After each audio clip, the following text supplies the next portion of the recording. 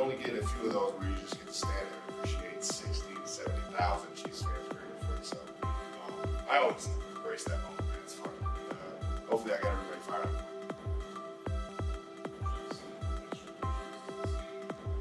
Yeah, it's a Christmas game, baby. It's a whole lot of emotion, man. Have everybody in the world watching you. Get to go out there with a young guy like Chris Olajuwon. Primetime television, excited for him, excited for the guys around us. A lot of young guys getting opportunities to, taste what this NFL life on a big stage feels like. I just want to get out there and get a win for those guys.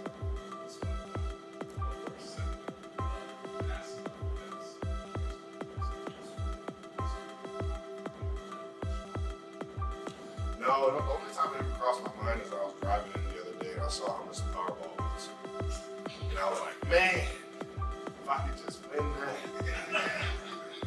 I wouldn't have to work another day of my life. Honestly, I've been just focused on trying to win football games, man. I'll let that be a decision that I make with my family, friends, the Chiefs organization, when the time comes. Given this is Christmas first start, I know it's a lot different than what happens Sunday in Nashville. How do you think you handle this responsibility? Can you sort of show me something that maybe? Yeah, man, that was the first time I've ever seen someone try and draw the defense to him by fumbling it. I was ready to play a little yo-yo trick we put on the first time. I'm proud of it, man. It's, throughout the week, his attention to detail, his professionalism, his leadership. Couldn't be happier for the guy. Obviously, wish we could have got that win for him. A big game against a rival, but I'm proud of him, man. I'm proud of the way he led us to the victory and kept fighting. Man, I would say the tradition. You can feel it. You can feel the kids and the generations of happiness and the generations of just love that they have coming together on Sundays and cheering for their team. And it's a beautiful thing, man. And it's something I know I'll cherish forever. Is those moments coming out of the tunnel or just making a big play for them late in the game. That's why we love Arrowhead. It's a special, unique stadium, especially when they started turning off the lights for us on intros, man, making it more epic. A hype man, your team is fired up. I saw Chris, whole team gathered around you before the game. What was Chris all over making this first start, trying to get you to set up before you had the line? That we're here fighting for each other. I think he had the right message.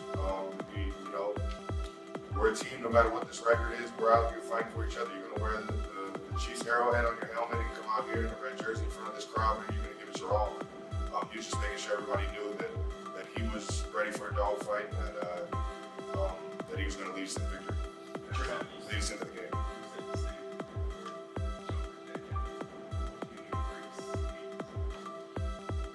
Man,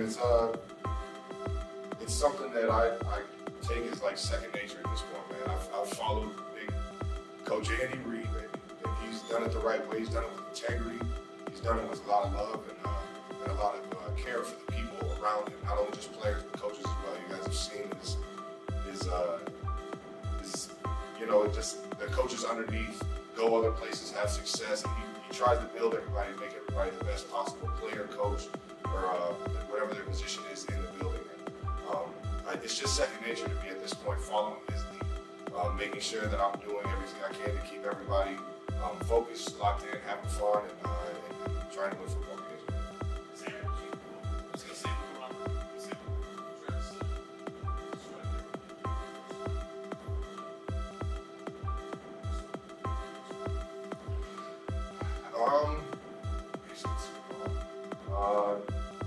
I mean, you feel it the first game you go to. I remember going to the games my rookie year, even when I was in the suites with a knee brace on. You feel the excitement. I think we won our first 8 games when we got here. It was by the time we got to like our 5th, 6th game at home, and it was rocking. And people were here loud and proud, and it was a beautiful thing. And so I would probably say my rookie year, you really found how special this place is.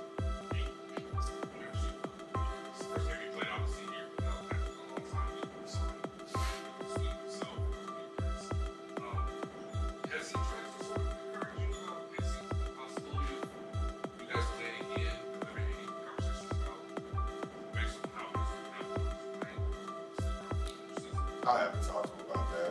I feel like he's going to be the most competitive guy possible in his rehab to get back, and hopefully get back by the start of the season. But obviously, franchise quarterback, you want to be smart with everything like that. But he's gonna compete his ass out in the off season and everything. So I think I haven't talked to him about any of that, man. I'm just I wish obviously this season wouldn't happen the way it did with him going down, and it was yeah.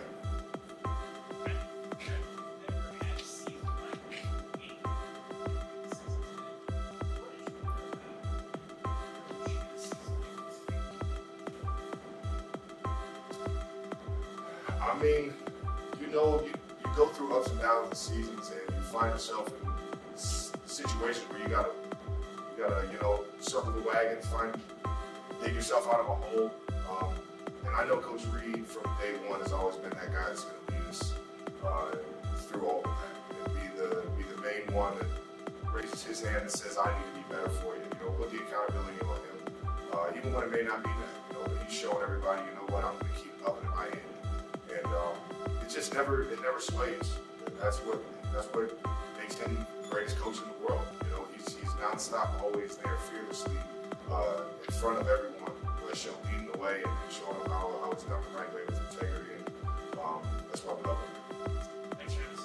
Have a good one, guys. Merry Christmas. Merry Christmas.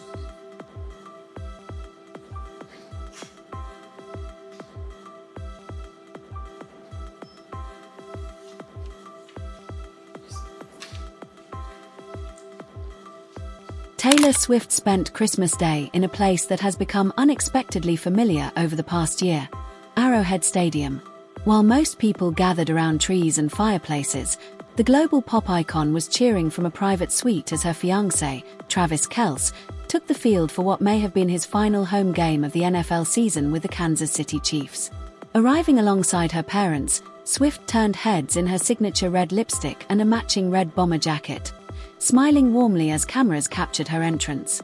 Clips shared by the NFL quickly circulated online, showing Swift relaxed and cheerful as she settled into her usual suite to watch the Chiefs face off against the Denver Broncos. Despite the festive atmosphere, the game ended in disappointment for Kansas City, with the Broncos securing a 2013 victory. For Kelce, the emotions of the day ran far deeper than the final score. During the national anthem, the veteran tight end appeared visibly moved, rocking gently with his hand pressed over his heart.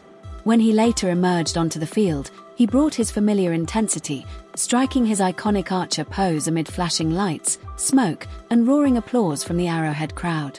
The Christmas Day matchup marked the Chiefs' penultimate game of the 2025-26 season, a season defined by adversity. Earlier in December, franchise quarterback Patrick Mahomes suffered a devastating ACL injury, a blow from which the team never fully recovered. For the first time since 2014, Kansas City will miss the playoffs, a reality that has weighed heavily on the locker room.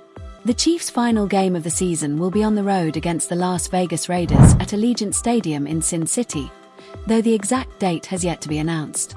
Still, it was the final home game that carried particular significance for Kelce, as speculation continues to swirl about whether the 36-year-old will retire after this season.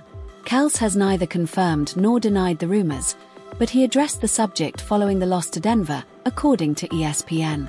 "I'll let that be a decision I make with my family, friends, and the Chiefs organization when the time comes," he reportedly said, acknowledging that he was experiencing a whole lot of emotions. Those close to Kelce have echoed the sentiment. Chiefs defensive tackle Chris Jones made an emotional plea for his longtime teammate not to step away from the game. Speaking to reporters after the Christmas loss, Jones expressed both hope and vulnerability. "I hope not, man," he said when asked about Kelce's future. "We've been through so much together. Travis has been a pivotal part of this offense for so long. He's like a brother. I hope this isn't the last year. I hope he gives it one more." Off the field, Kelce has already built a strong foundation beyond football. His popular New Heights podcast and growing list of entertainment projects have positioned him well for life after the NFL. Still, Kelce has admitted that walking away from the game isn't a decision he takes lightly.